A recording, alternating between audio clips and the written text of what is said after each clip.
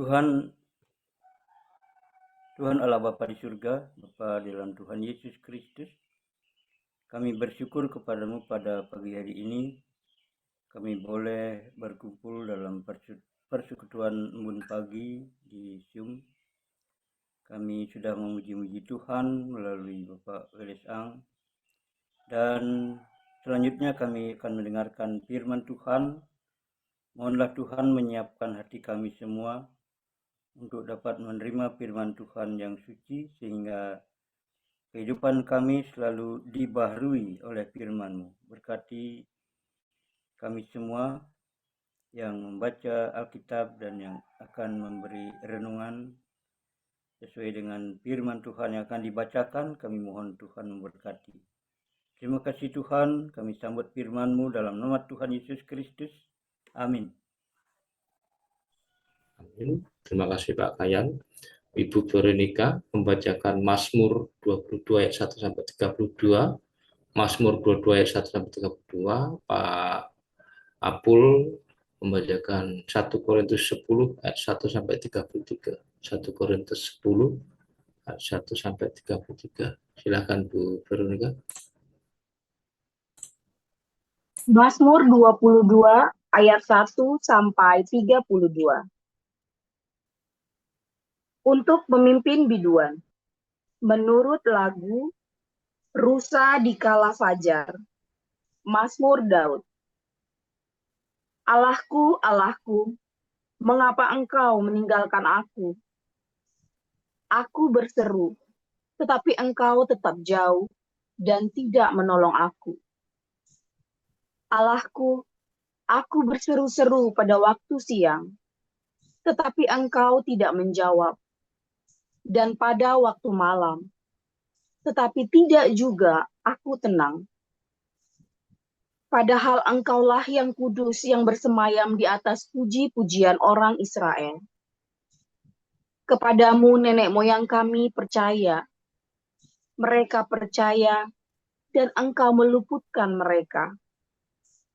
Kepadamu mereka berseru-seru dan mereka terluput. Kepadamu mereka percaya dan mereka tidak mendapat malu. Tetapi aku ini ulat dan bukan orang, celah bagi manusia, dihina oleh orang banyak. Semua yang melihat aku mengolok-olok aku. Mereka mencibirkan bibirnya, menggelengkan kepalanya. Ia menyerah kepada Tuhan. Biarlah dia yang meluputkannya.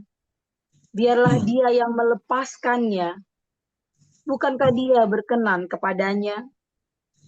Ya, engkau yang mengeluarkan aku dari kandungan. Engkau yang membuat aku aman pada dada ibuku. Kepadamu aku diserahkan sejak aku lahir. Sejak dalam kandungan ibuku, engkaulah Allahku. Janganlah jauh daripadaku, sebab kesusahan telah dekat, dan tidak ada yang menolong. Banyak lembu jantan mengerumuni aku. Banteng-banteng dari Basan mengepung aku. Mereka mengangakkan mulutnya terhadap aku, seperti singa yang menerkam dan mengaum. Seperti air aku tercurah, dan segala tulangku terlepas dari sendinya. Hatiku menjadi seperti lilin, hancur luluh di dalam dadaku. Kekuatanku kering seperti beling, lidahku melekat pada langit-langit mulutku. Dan dalam debu maut kau letakkan aku. Sebab anjing-anjing mengumuni aku, gerombolan penjahat mengepung aku. Mereka menusuk tangan dan kakiku. Segala tulangku dapat kuhitung. Mereka menonton, mereka memandangi aku. Mereka membagi-bagi pakaianku di antara mereka, dan mereka membuang undi atas jubahku. Tetapi engkau, Tuhan, janganlah jauh. Ya kekuatanku, segeralah menolong aku. Lepaskanlah aku dari pedang dan nyawaku dari cengkraman anjing. Selamatkanlah aku dari mulut singa dan dari tanduk banteng. Engkau telah menjawab aku.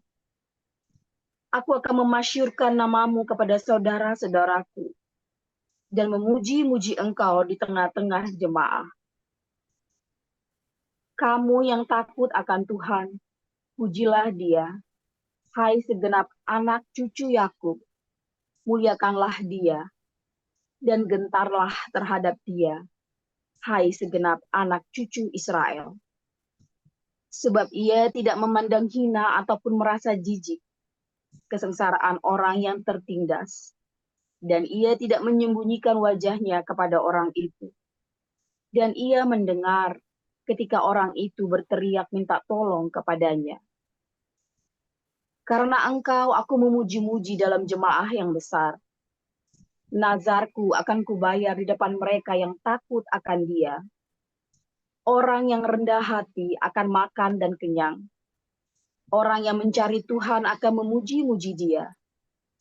Biarlah hatimu hidup untuk selamanya. Segala ujung bumi akan mengingatkannya dan berbalik kepada Tuhan. Dan segala kaum dari bangsa-bangsa akan sujud menyembah di hadapannya. Sebab Tuhanlah yang empunya kerajaan. Dialah yang memerintah atas bangsa-bangsa. Ya, kepadanya akan sujud menyembah semua orang sombong di bumi. Di hadapannya akan berlutut semua orang yang turun ke dalam debu, dan orang yang tidak dapat menyambung hidup. Anak-anak cucu akan beribadah kepadanya, dan akan menceritakan tentang Tuhan kepada angkatan yang akan datang. Mereka akan memberitakan keadilannya kepada bangsa yang akan lahir nanti, sebab Ia telah melakukannya.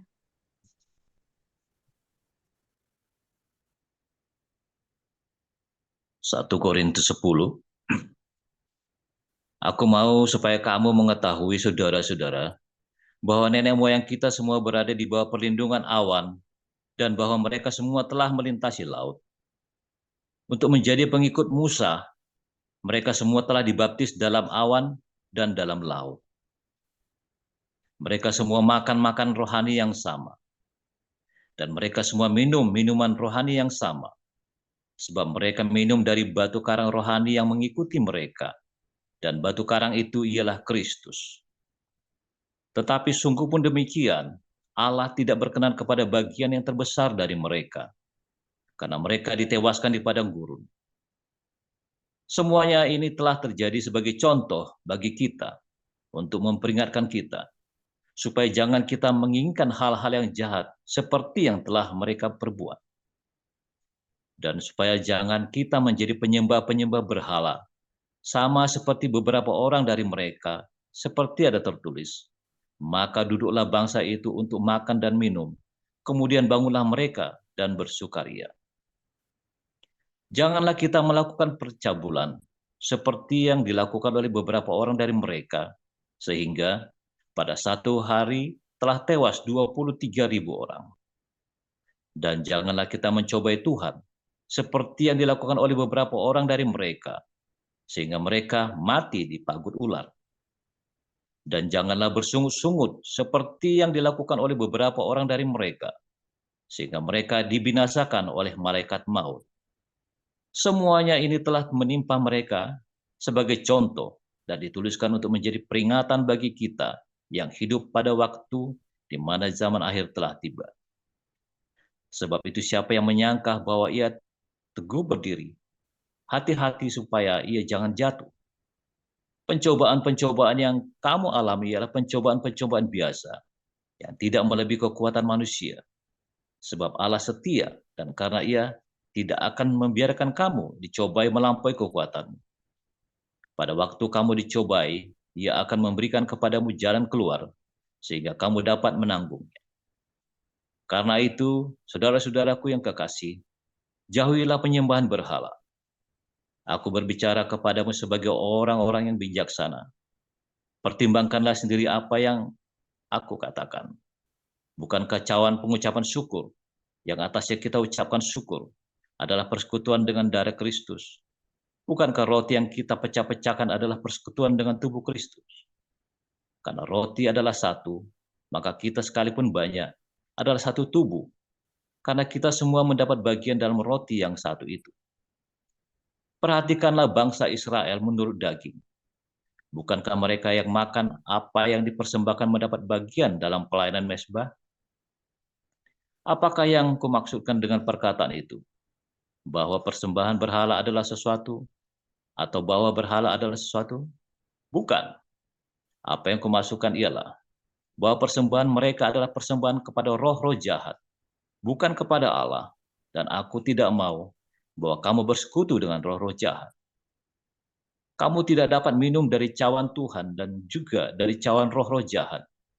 Kamu tidak dapat mendapat bagian dalam perjamuan Tuhan dan juga dalam perjamuan roh-roh jahat. Atau maukah kita membangkitkan cemburu Tuhan? Apakah kita lebih kuat daripada Dia? Segala sesuatu diperbolehkan, benar. Tapi bukan segala sesuatu berguna. Segala sesuatu diperbolehkan, benar. Tetapi bukan segala sesuatu membangun. Jangan seorang pun yang mencari keuntungannya sendiri, tetapi hendaklah tiap-tiap orang mencari keuntungan orang lain. Kamu boleh makan segala sesuatu yang dijual di pasar daging, tanpa mengadakan pemeriksaan, karena keberatan-keberatan hati nurani. Karena bumi serta segala isinya adalah milik Tuhan. Kalau kamu diundang makan oleh seseorang yang tidak percaya, dan undangan itu kamu terima, makanlah apa saja yang dihidangkan kepadamu, tanpa mengadakan pemeriksaan, karena keberatan-keberatan hati nurani. Tetapi kalau seorang berkata kepadamu, itu persembahan berhala, janganlah engkau memakannya. Oleh karena dia yang mengatakan hal itu kepadamu, dan karena keberatan-keberatan hati nurani. Yang aku maksudkan dengan keberatan-keberatan bukanlah keberatan-keberatan hati nurani sendiri, tetapi keberatan-keberatan hati nurani orang lain itu. Mungkin ada orang yang berkata, mengapa kebebasanku harus ditentukan oleh keberatan-keberatan hati nurani orang lain? Kalau aku mengucap syukur atas apa yang aku turut memakannya, mengapa orang berkata jahat tentang aku karena makanan yang atasnya aku mengucap syukur? Aku menjawab, jika engkau makan atau jika engkau minum, atau jika engkau melakukan sesuatu yang lain, lakukanlah semuanya itu untuk kemuliaan Allah. Janganlah kamu menimbulkan sak dalam hati orang, baik orang Yahudi maupun atau orang Yunani maupun jemaat Allah. Sama seperti aku juga berusaha menyenangkan hati semua orang dalam segala hal, bukan untuk kepentingan diriku, tetapi untuk kepentingan orang banyak, supaya mereka beroleh selamat.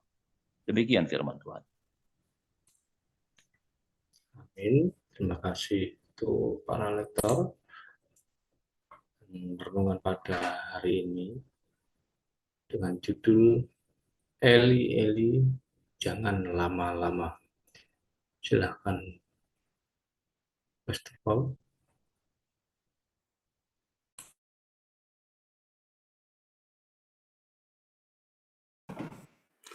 Haleluya, firman Tuhan selalu baru setiap hari. Ketika kita menanti-nantikan Tuhan dengan penuh cinta, menantikan Tuhan dengan penuh pengharapan dalam penderitaan, tetap rendah hati, ya. Jangan sok-sokan kita sok tahu, ya. Kadang-kadang saya ini ya, saudara ya, melihat ya, kita ada di kelas-kelas kita, dari kelas evangelis, apologetik, kelas apostolik, kelas profetik, menjawab Islam, kelas HBC 1, 2, 3, ya, dan ini, saudara, ada kelas Ibrani, ada kelas Yunani, ya. Ketika Anda menyelesaikan kelas itu, Anda belum selesai loh, ya. Itu adalah kursus singkat. Tetapi Anda akan lebih tahu, akan lebih mengerti. Namun jangan pernah merasa Anda sudah tahu segalanya. Karena itu belum apa-apa. Bahkan nanti Anda selesai HBC 1 pun, Anda harus menyelesaikan sampai ngikutin videonya yang HBC 3 tuh. Anda harus nonton juga. Kalau Anda belum kelar. Nah, banyak orang tidak selesai belajarnya, lalu merasa sudah pinter. terus merasa lebih pintar dari saya, ngajari saya. Wah, itu lebih cilaka lagi tuh. Nah, kan repot. Ya kan? Saya belajar teologi 10 tahun. Sambil praktek pula. Bukan saya pasti lebih pintar, bukan. Saya saja masih banyak yang belum tahu. Kadang-kadang ngelewat, oh iya ini ya, lewat atau bisa salah ya. Ya. Tetapi setidaknya kita lebih tahu dari orang. Ya, yang diajarkan di sini sangat fundamental, ya, sangat fundamental dan sangat tajam. Pasti Anda akan lebih kritis. Pasti Anda akan lebih realistis, dan kalau Anda sekali punya iman, imanmu pasti kokoh kuat. Ya nggak ngawur, imannya pasti nggak ngawur. Cuman hati-hati dengan sok tahu. Karena sok tahu ini membuat kamu merasa kamu boleh melanggar banyak hal dan kamu kebal. Dan itu yang terjadi dengan banyak orang-orang hari ini di apologet TikTok itu ya. Sok tahu, mereka nggak tahu apa-apa, mau sekolahnya di mana, belajarnya di mana. Kalau cuma baca dari Google, rasanya lebih tahu. Padahal di Google itu belum selesai. Bahkan yang kamu di dalam Talmud, kamu tahu nggak cara baca Talmud? Cara baca Talmud saja dia pikir itu informasi saja. Oh enggak. Ya dia pikir, oh gampang di Talmud ada ini, buktinya ada. Yang kamu baca itu artinya bukan itu. Di dalam Talmud itu yang kamu baca itu artinya bukan itu. Ya, ada ceritanya lagi. Ribet pokoknya. Kalau katanya satu rabi, saya lupa namanya dia ada ya di dalam tuh. Dia bilang, kamu belajar Talmud itu seperti kamu ada di lautan. Pertama kamu belajar di pantai, asik, senang, biru, banyak kerang, banyak kepiting lari-lari. Ya, tapi begitu kamu masuk ke tengah, oh hati-hati. Banyak ular berbisa, ubur-ubur beracun, ya kan? Ada banyak binatang buas di sana. Kamu bisa ditelan, dimangsa, ada banyak sekali ganggang yang beracun, ada banyak, kamu bisa tenggelam. Hati-hati kamu di tengah, kamu harus punya mentor buat membimbing kamu supaya kamu jangan hilang di tengah laut. Itu baca Talmud. Nah, selama ini orang belajar cuman kecean, rasanya sudah tahu segalanya. Lah, saya yang belajar sampai ke dalam aja, sudah banyak yang saya belum tahu. Walaupun saya tahu, tapi nggak begitu. Cuma susah menjelaskannya. Karena kamu harus tahu ini dulu nih, untuk bisa tahu itu. Bagaimana saya bisa menjelaskan kamu kalau kamu belum tahu yang ini saja saya kudu jelasin lagi, capek lagi. Ini cuma debat kusir. Ya. Jadi ada banyak sekali orang-orang nggak ngerti tapi sok tahu. Dan itu cukup merepotkan orang-orang ini. Karena orang yang sok tahu ini lebih banter ya, dan lebih jahat ngomongnya. Sesama Kristen aja tega dia ya. Kalau sekarang ini kan lagi tren saling jadi Yudas Iskariot. Ini kan banyak apologet TikTok jadi Yudas Iskariot. Saling membongkar alamat rumah sahabat-sahabatnya. Saling membongkar alamat rumah musuh-musuhnya ya. Demi donasi biasa. Demi donasi. Orang-orang seperti ini, kamu amatin, hakul yakin ketokan leher saya. Buahnya nggak ada. Buah dada sama buah sakar aja mungkin nggak ada. Aku yakin orang ini nggak ada buahnya. Ya. Banyak tahu, kelihatannya tahu tapi dia nggak tahu yang dia pelajarin itu apa. Sehingga seringkali banyak dari kalian tiap hari juga datang kemari juga sama nih. Kelihatannya Anda ngerti belajar tiap hari.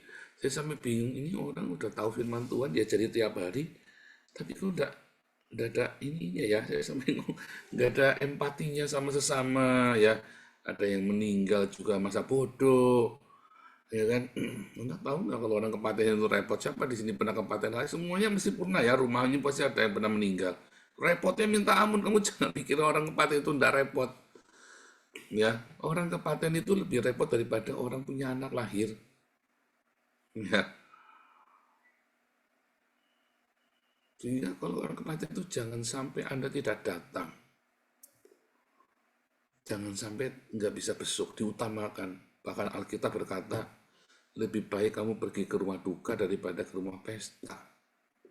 Diprioritaskan. Udah janji ya, udah bagi dua, mampir sebentar, tinggal pergi. Yang penting mampir, nongol. Penting itu, kamu jangan pikir orang kepaten itu enggak penting. Saya kalau ada acara apapun kepaten, saya pergi dulu ke situ. Sebentar saya pergi. Ya, menunjukkan. Lebih penting itu. Itu wujud kamu tuh mengerti yang diajarkan di sini. Ya, banyak orang seakan-akan tahu, bisa ngomong banyak, tapi dia nggak ngerti apa-apa loh. Dan itu cukup membuat saya sedih, karena loh, kalau gitu selama ini doa pagi mereka nggak ngatiin ya. Selama ini mereka ikut kelas-kelas, nggak ngerti ya. Padahal yang dia ngomong persis apa yang ngomong, tapi kenapa kelakuannya beda dengan apa yang saya ajarkan, yang dia sudah copy berkali-kali, dia ulang berkali-kali, tapi kok beda ya?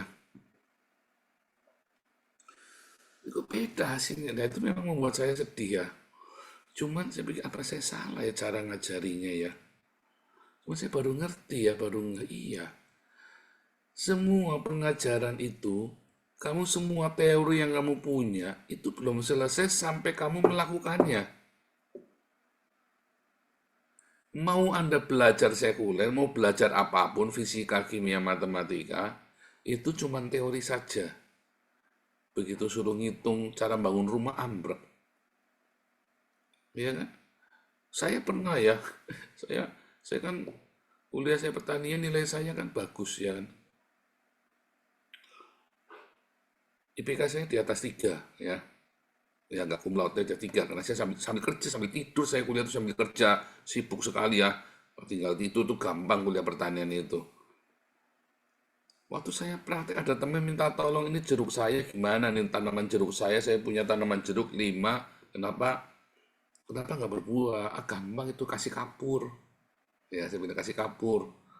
Saya kasih, ya udah Pak Paul aja kasih kapur, Pak Paul aja datang, saya datang ke rumahnya dia.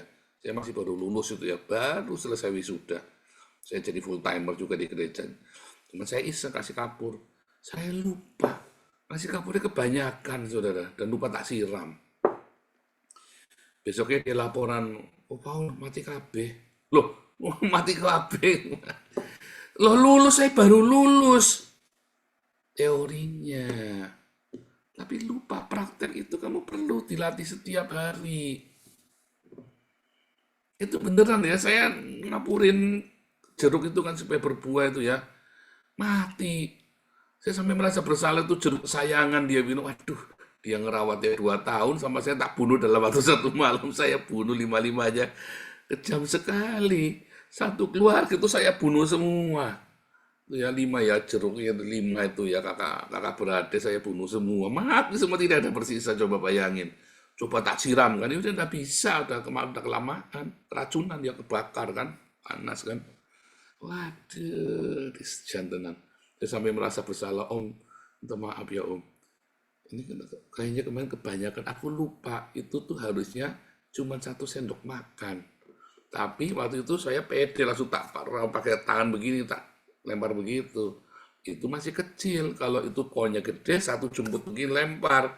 Tapi kalau itu kecil, 1 sendok makan, dikasihnya nggak boleh lebih. Itu saya rompak genggam begini, saya lempar begitu ya. Ya mati. Teorinya saya nguasain semua loh, saya asisten dosen kok. Teori saya nguasain semua. Itu suruh praktek, itu tadi. Karena beda. Ya, praktek itu tetap beda. Kamu harus berkali-kali praktek, berkali-kali sampai kamu ngerti. Padahal gampang, kamu nanam kok, cuma nanam. Nggak usah kamu luluskan kuliah pertanian. Ya, agroteknologi lagi saya ya, waduh bener-bener saya malu sekali ya. Itu saya malunya minta ampun, aduh tensinya sampai mau ketemu lagi saya malu. Ketemu lagi dia cuma ketawa, enggak apa-apa, enggak apa-apa, enggak apa-apa.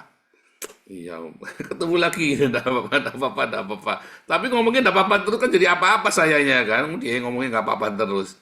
Nah itu ya, udah praktek.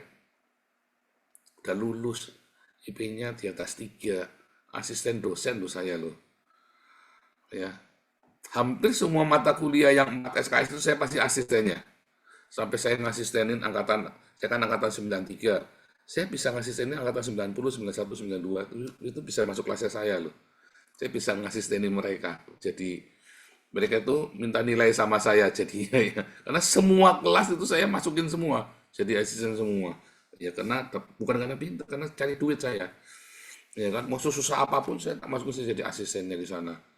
Karena saya butuh duit buat bayar kuliah. Praktek itu penting. Ya.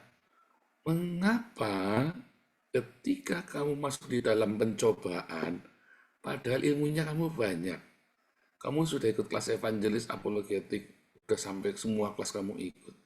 Kenapa kamu tidak selesai-selesai ya? Eli, kok lama sekali? 3 tahun yang lalu saya sudah khotbah ya. Eli, kok lama sekali? Kalau yang ini, Eli, jangan lama-lama ya. Kadang kita kasih tahu, jangan lama-lama.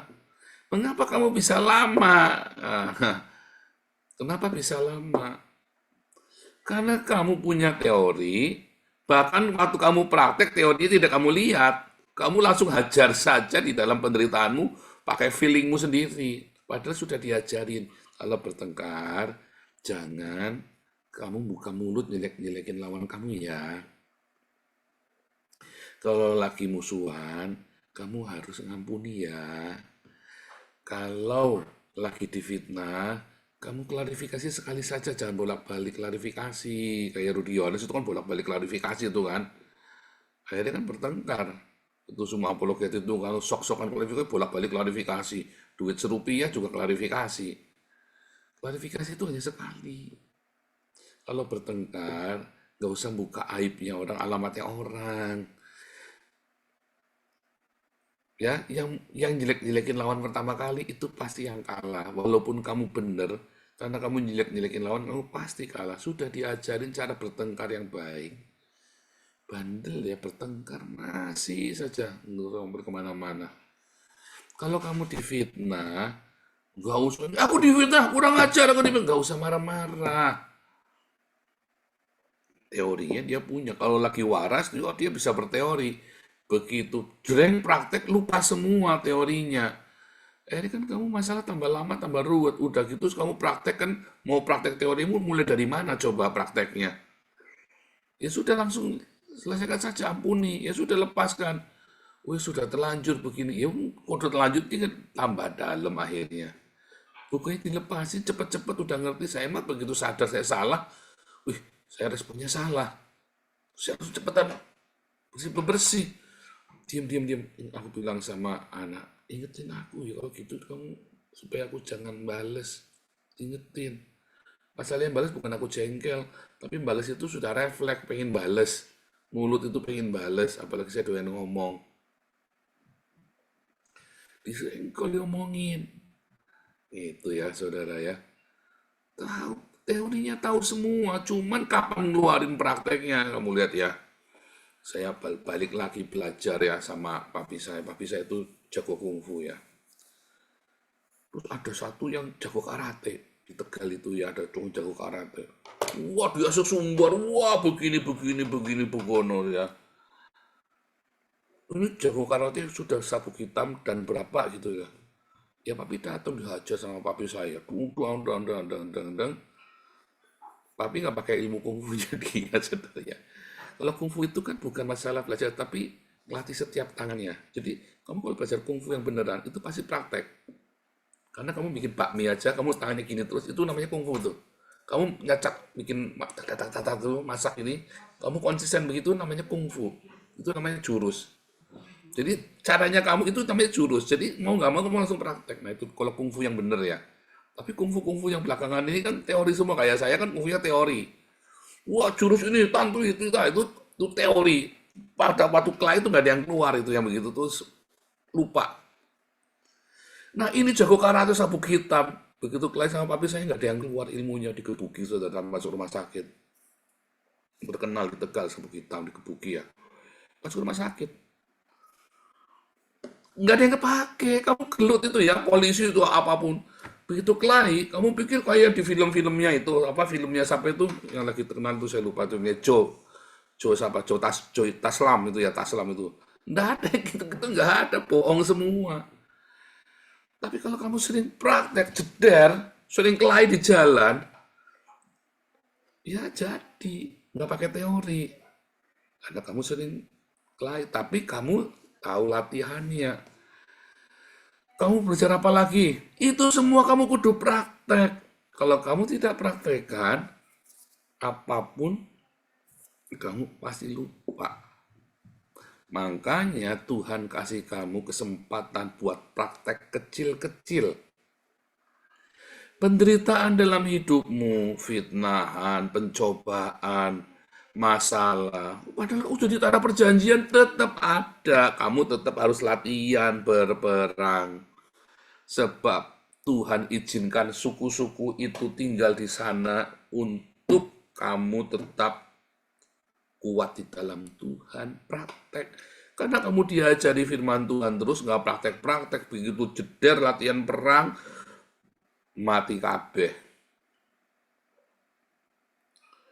Masalahnya, waktu kamu praktek itu, teorinya hilang semua. Iya, tambah lama. Kamu nyari-nyari bukunya. Waduh, yang mana nih teorinya ya? Mengapa? Karena kamu bukannya tiap hari praktek, tapi kamu kalau udah masalah baru praktek.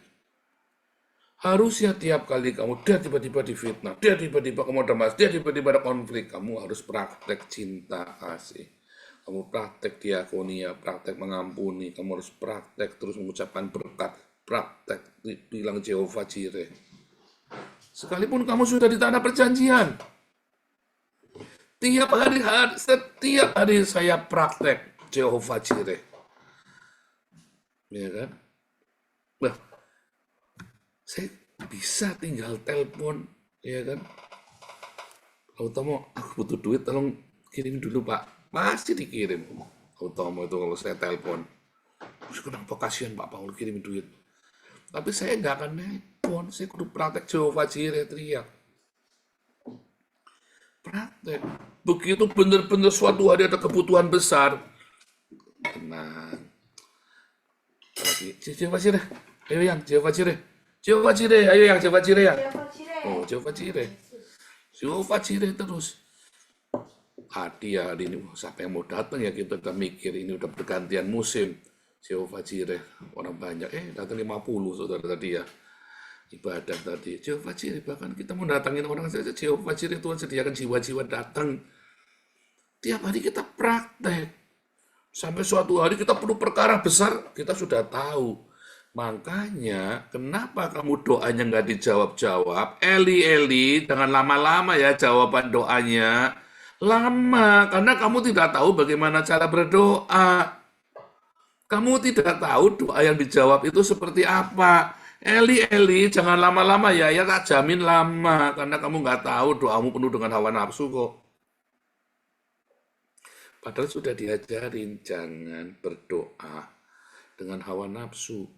Cukup dulu, rasa cukup dulu itu penting. Ucapan syukur itu penting. Maksa. Kadang-kadang saya lihat ya. Kalau Marcel nurut diomongi ya. Marcel nurut dikasih tahu. Jangan percaya begini. Ya, karena keluarganya, biasanya memang karena dari keluarga yang baik juga ya. Sudah punya pengalaman sama Tuhan. Om tantenya, papa mamanya Marcel kan sudah di dalam Tuhan ya. Biasanya karena ada pengalaman sebelumnya dengan orang tuanya, lebih nurut. Tapi kadang-kadang kita, kayak saya ini termasuk yang nggak nurut. Yang lama. Belajarnya lama, belajar spiritual itu lama untuk nurut. Kenapa? Karena saya pakai feeling belajar. Sama ya, saya belajar setir mobil. Saya ujian teori 8 kali, ujian praktek 3 kali. Waktu saya ujian praktek kan ngulangi lagi, gagal kan ngulangi lagi. Ya lalu sama si tukang latihnya itu ya. Kamu itu nyetir pakai feeling ya? Saya bilang, iya dong, nyetir pakai feeling. Saya udah 30 tahun nyetir pakai feeling lah. Saya umur 15 tahun sudah bisa setir mobil. Dia bilang, aku tahu dari awal. Susah ngajari orang kalau nyetir pakai feeling. Loh, harusnya gimana? Pakai mata. Loh, iya pakai mata lagi pakai apa? Enggak, kamu nggak pakai mata. Kamu nyetir mobil itu kamu nggak tengok ke sana, nggak tengok ke sini, pakai feeling. Pakai feeling begitu rasa masuk, kamu langsung nyalip aja. Sampai dia ketakutan kalau saya lagi nyalip ya. Padahal semua orang kalau saya lagi nyetir mobil pasti tidur. Sampai hari ini aku sewot kalau nyetir mobil pasti tinggal tidur. Kalau nyetir saya enak. Tapi itu tadi, kamu pakai feeling. Kalau kamu tahu itu bahaya sekali. Ya, ini kecepatan mau masuk jalan tol, jangan pakai feeling, dihitung yang benar. Kecepatannya di sini kamu tahu aturannya 100 km per jam, 105. Berarti kamu ngukur di belakangnya mobil itu harus 100, 105 persis. Nggak boleh pakai feeling, misalnya. Kamu kalau firman Tuhan, tak rasa-rasa, yang benar kayak gini pantasnya. Itu nggak usah kita belajar. Pasti kayak gini, pada Bapak yang saya dengar tuh ya dulu ya. Wah gampang itu dulu sampai itu Pak siapa dulu ya. Oh gampang itu. Semua tuh ndak usah kita baca Bible, ndak usah kita baca Biblos, ndak usah. Oke kita berbuat baik, jauhi larangannya. Loh, apa larangannya itu apa? Jangan ngawur, feeling itu loh. Akhirnya nggak tambah bener, tambah jeblos karena kamu tidak mau baca Biblos. Biblos itu apa sih? Aku juga nggak tahu Biblos itu apa. Oh, Biblos saya juga heran ngomongnya Biblos. Baca Alkitabmu, logosnya itu dilakukan setiap hari. Simpel nggak? Simpel banget. Yang bikin susah apa? Ya kamu pakai feeling, suka-suka kamu maksudnya itu loh. Oh rasa-rasanya gini saja kan gampang. Gampang itu udah usah baca. Siapa bilang? Yang penting berbuat baik, amal soleh, jauhi larangannya. Larangannya itu apa coba? Amal soleh itu apa coba? Yang disebutkan 1, 2, 3 itu yang ajarannya Islam semua. Coba poligami boleh enggak? Ya boleh, menurut ajaran agama ya boleh poligami. Nah itu. Yang jauhi larangannya kamu suka-suka kamu, yang enak diambil, yang nggak enak pilih-pilih, kamu jauhi larangannya.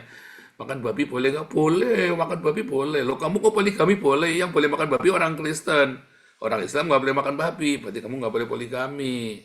Oh mau pilih makan babi, mau pilih poligami, ya kan? Bingung kan? Mau pilih poligami, babi enak. Mau pilih makan babi, aku pengen poligami. Lah kamu mau ajarannya siapa? Nah itu loh. Makanya kamu lama sekali dalam berbagai pencobaan karena kamu tidak ngerti apa-apa sebenarnya tentang hidup, tentang apa yang harus kamu lakukan untuk menghadapi itu. Karena kamu tidak belajar dengan benar, udah belajar pun nggak mau praktek yang benar. Ya, praktek. Tiap hari praktek. Setiap dengar firman Tuhan praktek. Nanti nggak pakai lama. Nggak pakai lama. Nyelesain ini, caranya begini. Nyelesain ini, caranya begini. Nyelesain ini. Kok segampang itu? Iya. Wah, kalau hidup ada begitunya, maka hidup gampang. Iya. Masalahnya kamu tahu nggak caranya? Semua itu ada caranya. Saya suka ngejari si Wisely ya. Kan namanya anak yang ngerti yang baca teknik. Kita kan di rumah apa-apa pakai tukang dulu di Indonesia kan. Di sini kita sekarang apa-apa ngerjain sendiri. Saya nukang apa sendiri, bikin teras rumah saya sendirian ya. Nah, si Wesley kan nggak diajari gergaji, ngepor, apa sekarang kan nggak pernah diajarin. Siapa yang mau ngajarin? Sekarang aduh. Salah. Saya kan tahu, karena saya kan pernah miskin. Lah si Wesley kan nggak pernah miskin. Lah saya pernah miskin, saya tahu kudu nukang sendiri, papi saya ngajari ini, ngajari itu, diajari. And segala sesuatu itu ada caranya, jangan dipaksa. Nggak bisa. Bisa gampang. Nggak bisa. Bisa gampang, segala sesuatu itu ada caranya. Setiap kehidupan kita itu ada cara menyelesaikannya. Nih, tek, gampang kan?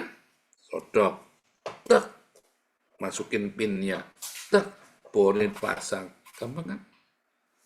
Gampang. Ya walaupun saya juga nggak rapi karena bukan tukang, saya nggak praktek setiap hari miring-miring, tapi begitu selesai, yang penting nggak rubuh. Udah 3 tahun nggak rubuh ya. Intinya segala sesuatu itu ada caranya. Mengapa kamu lama sekali? Karena kamu tidak tahu caranya kan? Ayo jujur, nggak tahu caranya bingung. Wajar pakai feeling. Pakai feeling, wah, genjot terus. Wah, lecek semua, hancur semua. hancur, ya pakai feeling. Pakai feeling gundulmu peang. Segala sesuatu ada caranya, bukan pakai feeling. Lihat, pas diikat. Ini masalah konflik sama istri. Kenapa istrimu itu tidak sayang sama kamu, masa bodoh lah. Kenapa istrimu nggak masa bodoh sama kamu lah? Kamu ngasih uang belanja aja enggak kok. Minta disayang-sayang sama istri. Loh kan gak boleh matre. Lah kamu istri mana yang mau kamu tunggangi terus, disuruh nurut sama kamu, uang belanjanya kamu nggak pernah kasih. Jangan ngomong matre, dada, ya. Bahkan istrinya Abraham pun kalau nggak dikasih uang belanja juga nggak bakal mau nurut sama Abraham. Percaya saya, istrinya Abraham nurut ya karena dikasih uang belanja. Ya kan, segala sesuatu ada caranya. Anak udah nurut, waduh paksa disabet digebukin. Segala sesuatu itu ada caranya, jangan digebukin, tambah digebukin, tambah lecet, anakmu nanti akhirnya sakit hati sama kamu. Ya harus begitu, jadi anak harus digebukin. Itu kalau kamu ngebuk anjing aja nggak perlu digituin, nggak perlu digebuk. Anak digebukin, didik anjing aja nggak perlu digebukin. Ya kan? Ada caranya. Masalahnya kamu tidak tahu caranya. Belajarlah di kelas evangelis, apologetik, apostolik, profetik, dakwah Islam, di dalam HPC. Belajar ada caranya, praktek, dengerin pemuridan, dengerin doa pagi setiap hari embun pagi. Ada caranya. Praktek, denger, praktek. Kalau kamu cuma denger terus, nggak praktek, kamu nggak akan ngerti apa-apa. Kamu kudu dilakukan langsung. Nanti kamu nggak perlu berdoa Eli kok lama sekali. Eli jangan lama-lama, nggak perlu. Kamu doa pasti dijawab, nggak pakai lama. Ya, Tuhan Yesus memberkati.